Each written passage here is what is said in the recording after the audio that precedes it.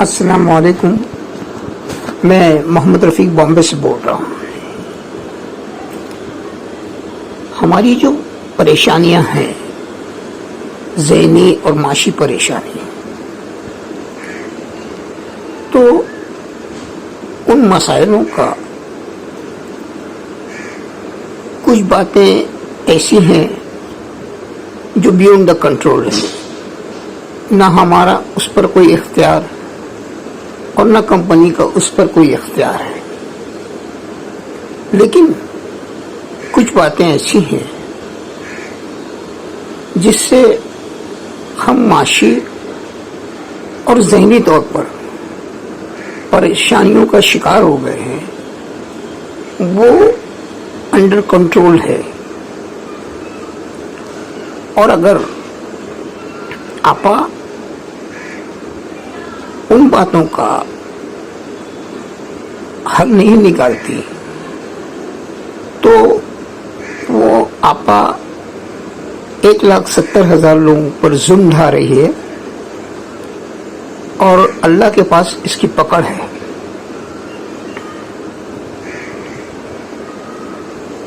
ہم سب نے اس کمپنی میں پیسہ انویسٹ کیا، اپنی زندگی بھر کی پونجی لگائی. تو بہت ہی کم لوگ ہوں گے جو آپا کو جانتے ہیں، پہچانتے ہیں، تعلقات ہیں، ملنا ملانا ہے. لیکن اکثریت ایسے لوگوں کی ہے جنہوں نے آپا کو کبھی دیکھا نہیں، کبھی بات چیت نہیں کی، کبھی ان کے مزاج کو نہیں پہچانا. تو اس کمپنی میں ہم نے جو پیسہ لگایا وہ کسی کے دباؤ میں آ کر نہیں لگایا، اپنی مرضی سے لگایا. اس کی وجہ یہ تھی کہ کمپنی کا پاس پرفارمنس اور کمپنی کی پالیسی، یہ دو واحد وجہ تھی جس کی بنیاد پر ہم نے اس کمپنی میں پیسہ لگایا. اگر یہ دونوں چیزوں کو ہٹا دیں تو آپا بھلے ہی کتنی امانت دار ہوں، بھلے ہی قوم کی خدمت گزار ہوں، لیکن ہم اپنا پیسہ انویسٹ نہیں کرتے تھے. تو ہمارا جو پیسہ انویسٹ کرنے کا مقصد تھا وہ کمپنی کے پرفارمنس اور کمپنی کی پالیسی. آج ایک چھوٹی سی مثال لے لو کہ فرض کرو ہم کو ایک انویسٹر کو 1,00,000 کے اوپر کم و بیش 90,000 روپے کا ڈیویڈنڈ کا لاس ہوا. کمپنی کے گولڈ میں اپریشیشن ہوا، کمپنی نے گولڈ کا ٹریڈنگ کیا، اس کا پروفٹ ہوا، اور پراپرٹی کا ویلیویشن کا پروفٹ ہوا، اپریشیشن جو پراپرٹی میں ہوا. اب فرض کرو کہ اس طرح سے انویسٹروں کو 50,000 روپے کا فائدہ ہوا، تو 90,000 کا جو ڈیویڈنڈ ہے وہ گھٹ کر 40,000 روپیہ. تو نیٹ لاس جو ہوا وہ انویسٹروں کو صرف 40,000 روپیہ ہوا، جبکہ ان کو 90,000 نہیں ملے. تو کمپنی کی جو پالیسی ہے وہ یہ رہتی تھی کہ 1,00,000 پلس 50,000 پلس جو ایک مہینے کا بونس، یہ کمپنی کی پالیسی. لیکن آپا کے صلاح کاروں نے آپا کو جو مشورہ دیا وہ یہ ہے کہ تم 1,00,000 دو اور 4 انسٹالمنٹ میں دو. تو سازش رچنے والوں نے ہم کو اتنا بڑا نقصان نہیں پہنچایا، انہوں نے صرف ہم کو ذہنی طور پر اذیت پہنچائی. لیکن آپا کے صلاح کاروں نے ہم کو ذہنی اور معاشی طور پر مکمل طور پر برباد کر دیا. ابھی آپا کے تلوے چاٹ کر اپنی وفاداری کا ثبوت دینے والوں کو اپنا مقدر سمجھ بیٹھے ہیں، وہ لوگ ان کی باتوں میں آ کر آپا نے ہماری تقدیر کا فیصلہ کر دیا، تو یہ کہاں کی عقل مندی ہے؟ آج ہم ذہنی اور معاشی طور پر تو برباد ہو گئے نا آپا. تمہارے مشورہ کاروں نے تو ہمارے کو برباد. آج اگر ہم کمپنی سے جانا چاہتے ہیں تو ہم کو 1 لاکھ بھی ملنا چاہیے، 50,000 بھی ملنا چاہیے، اور یہ کمپنی کی پالیسی ہے جس پہ کمپنی پچھلے 15 سالوں سے قائم ہے، اور وہی اس کے پھلنے پھولنے کی بنیاد ہے. تو یہ چیز آپا کی کب سمجھ میں آئے گی؟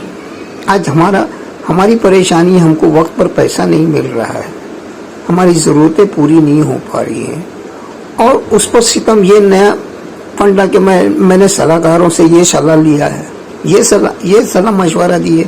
وہ آپ کے تلوے چاٹنے والے لوگ ہیں بھائی، ان کو تھوڑی نقصان ہو رہا ہے، نقصان تو ہم کو ہو رہا ہے نا آپا. آپ کے تلوے چاٹنے والوں کا تھوڑی نقصان پہنچ رہا ہے. آج دوسری بات، آپا کا سسٹم، ڈسٹریبیوشن سسٹم ایک دم ناقص ہے، فیلئر ہے. آج ایک ماں کے 10 بچے ہوں، 10 میں سے وہ ایسا تو نہیں کر سکتی نا کہ میں 2 کو کھانا کھلاؤں گی اور 8 کو بھوکا رکھوں گی. کوئی دنیا کی ماں ایسا کر سکتی ہے کیا؟ آپ یہی کر رہی ہو. آپ ایک تو پہلے جو ڈسٹریبیوشن ہے وہ آپ کے پاس نہیں ہے، پیسے کا انتظام نہیں ہے. آپ جیسا بھی جو بھی تھوڑا بہت کر رہی ہو، لیکن آپ دو بچوں کو کھانا کھلا رہی ہو اور 8 کو بھوکا رکھو گی، تو 8 بلائیں گے نہیں، چلائیں گے نہیں، روئیں گے نہیں. تو وہ تو دور، یہ تو آپ کے اختیار میں ہے نا. صلاح مشورہ دینے والوں کا مشورہ قبول نہیں کرنا یہ تو آپ کے اختیار میں ہے نا. 10 بچوں کو کھانا کھلانا تو آپ کے اختیار میں ہے نا. اتنا تو یہ تو 2 کام تو کر سکتی ہو تاکہ انویسٹروں کی تکلیف اور پریشانی تو دور ہو. آج آپا کا مزاج ایسا ہے کہ اگر آپا کھانے پہ بیٹھی ہیں اور اس نے کھانے کا نوالا بنا لیا اور منہ تلک لے کے گئی، اور اس کو تھوڑا سا احساس ہو گیا کہ میرے انویسٹر بھوکے مر رہے ہیں، تو وہ کھانا پلیٹ میں رکھ دے گی اور کمپیوٹر کے سامنے جا کے رونا شروع کر دے گی. تو جب اللہ نے آپ کو ایسا مزاج دیا ہے تو آپ اپنی مرضی سے بھوکی رہ رہی ہو اور ہم کو مجبوری سے بھوکا رکھ رہی ہو. تو ایسے صلاح کاروں کو مارو گولی.